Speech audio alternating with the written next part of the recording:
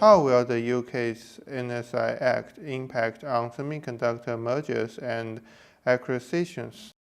In a way, it was interesting that the first big case that was looked at was in relation to obviously Chinese ownership, because obviously it's no secret that the NSIAct was motivated in some, material part by concerns about, Chinese investment into the UK.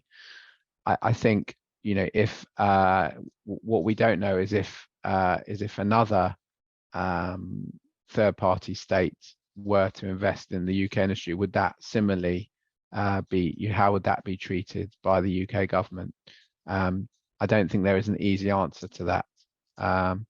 So in other words, does the next period decision set a precedent because of the industry, or is it because of the identity of the acquirer? I think that's the fundamental question. The UK government has always generally had a policy of being open to investment from overseas. The UK is seen as an important, a good place to do business.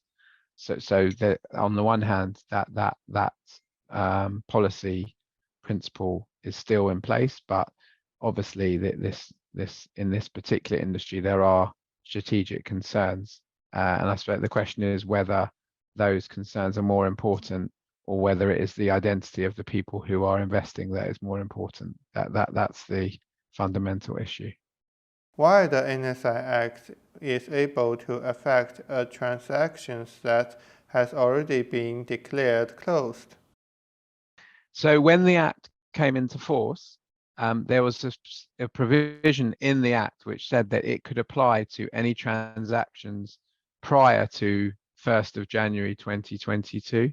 There was a particular provision because that was a government decision that, because they said that they wanted the Act to apply to, to transactions which had already taken effect as from November 2020 onwards.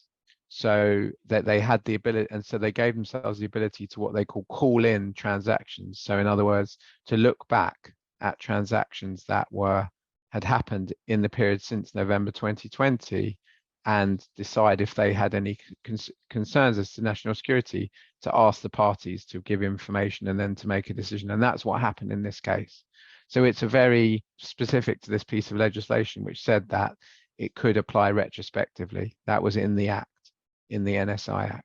This transaction happened before the Act came into force, but it was caught because of the provisions of the Act, the retrospective provisions of the Act. I mean, it had legal basis because it was put into the statute. So you're right, it is unusual, but the only way to avoid that would be to challenge the legislation, but that's very difficult to do once the government has passed the legislations. Now it's in the Act, it's able to be enforced. That's the way it works. In the future, will more countries introduce bills similar to the NSIAct? Yeah, I think so. Well, I mean, these acts like the are very common now across different jurisdictions. So the US obviously has one. Many other economies have one. Australia, Canada, in Europe, many of the countries have. There's a European equivalent as well. So yes, it's being used in many different jurisdictions. So I think it's definitely something that we'll see more of.